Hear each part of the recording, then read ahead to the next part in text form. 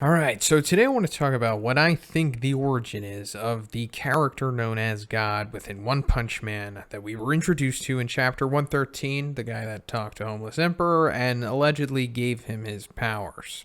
So yeah, of course, in order to get into that, I have to go into webcomic spoiler stuff, so if you don't want to know what's going to happen past what the manga is currently at, I suggest you check out now. So I think one has given us just enough information for us to begin to understand what is going on with this character and essentially what's going on with the overall lore and mythology of One Punch Man in general. Like, if you peel back the skin of this series, it's much more than just a bald guy who can defeat every opponent with one punch. It's actually a pretty interesting story that I guess starts with God and ends with God. Is that one's mildly deep way of painting an alpha and omega narrative for this? I don't know, probably not. Sometimes I want to believe that one is like this super crazy writing genius. I mean, he is, but I want to believe that like it goes even deeper than that. But I don't know. Regardless, it does start with God and it will end with God. And I've talked about this many times in many videos. And this one will be no different, but I'm going to go real in the detail because it's mainly coming from the information that we get in chapter 119. I think that's where we get essentially the origin story for the character of God. So let's get into it because My Mask explains that a long time ago, Earth and many nations they fought against each other for land and resources through countless world wars. Population decreased until humans began prioritizing the preservation of future generations, and they unified the languages and established a world government. But still, the aftermath of the world wars continued to erode the earth and increase in environmental toxicity, and it caused rapid climate change and rise in the sea level, and this gave birth to a large number of harmful life forms, forcing humanity to abandon much of the landmass, migrating and reestablishing themselves in the middle of the supercontinent. So now if we go back to the very first chapter, Vaccine Man says that he was spawned by the continuous pollution of Earth caused by the filthy humans, and that Mother Earth is a life form itself. So if we use that information, like I said, comes from the very first chapter, kind of lines up with the information that we're getting from My Mask in chapter 119 of the webcomic. So I guess that means that, like, the Earth, like, you know, I mean, essentially is kind of alive. I guess the way that a plant is, like, alive, more or less. But in this universe, it is like, it's like a gigantic tree or something like that, or like a gigantic whale. I don't know, but it has some kind of sentience to it. And the fact that we, like, destroyed the environment with, like, nuclear weapons and whatever has caused it to monsterfy. That's what appears to be going on here. So, like when we see like Neon, for example, like he was a cat originally, and then he underwent monstrification and he became Neon and gained like incredible intelligence and a more humanoid form. So now think about that on like the largest scale, like a planet undergoing monstrification. Now, instead of it like transforming itself the way that like Neon did or something, it gains consciousness, of course, probably the ultimate consciousness. And this could be like the birth of the first monster in this world. Like, you know, like Apocalypse from X-Men or Dracula or whatever. Like, it all starts with God, essentially because humans created him more or less. Like, I don't know, the cocktail of nukes, radiation, and, you know, whatever supernatural inherent force that exists within this universe, I suppose, all melded together with this alleged consciousness that the Earth kind of had in some way or another. And, you know, we're getting what we see in chapter 113. So another thing that connects this is the similarity between Vaccine Man's abilities and Homeless Emperor's, because of course it's there. We've talked about it. I hope you know about this by now.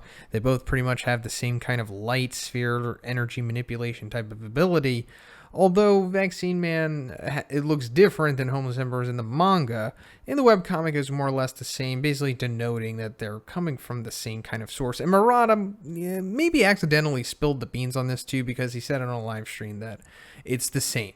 More or less. I mean, take that for what you will. So now that raises the question that if God can create Homeless Emperor and allegedly Vaccine Man, does that mean that he is responsible for the creation of basically all monsters? You know, like going back to Dracula. I mean, I guess that's how it started with them, right? But regardless, I'm not entirely sure. Because maybe monsterification and just the abnormal cellular reaction, I always have difficulty saying that, as Dr. Genus says in chapter 88 when he's explaining it, you know, that process to Zombie Man, it's possible that monsterification and the birth of God happen simultaneously. You know, like the cocktail they were talking about of like the nuclear warfare and everything else going on, and the erosion, toxicity, climate change. Maybe that birthed God, but also like rapidly changed the DNA of humans, because, you know, we obviously live on Earth. So just us being exposed to all of this, I don't know, led to us just having the ability to just become monsters all of a sudden. Like it was also talked about how humanity kind of came together in the middle of the supercontinent. So all of these people who were like the survivors of these wars were affected by it, and they all came together, and they're all like, you know, creating the future generations that exist today.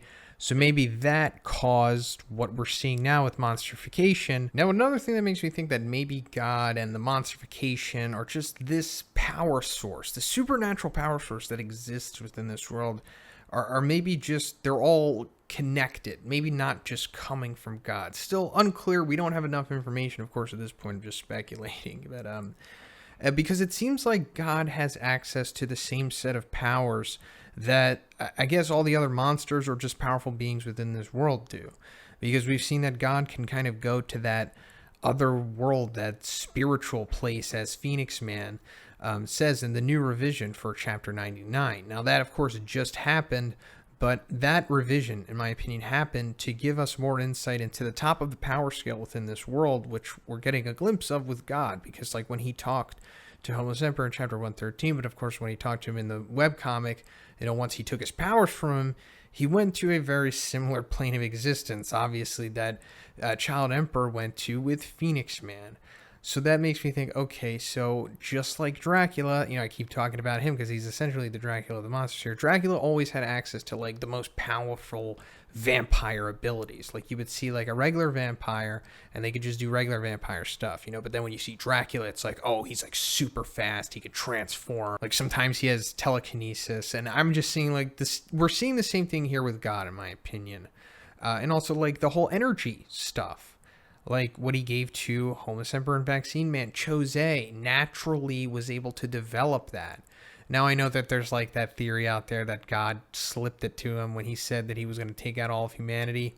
I mean, maybe. There was no hints. There's no evidence to support that unless it's just randomly shoehorned in after the fact, which I could totally see Murata doing, considering the revisions lately. But as of now, it kind of just lines up with what I was saying, is that all of this power kind of just exists out there. You know, it starts off with you being able to be strong, you know, like an inherent monster, and then you're super fast. And then you go further and it's like, okay, now you can start manipulating energy. Oh, okay, now you go further. Now you can just start taking people into like another dimension in their mind or something.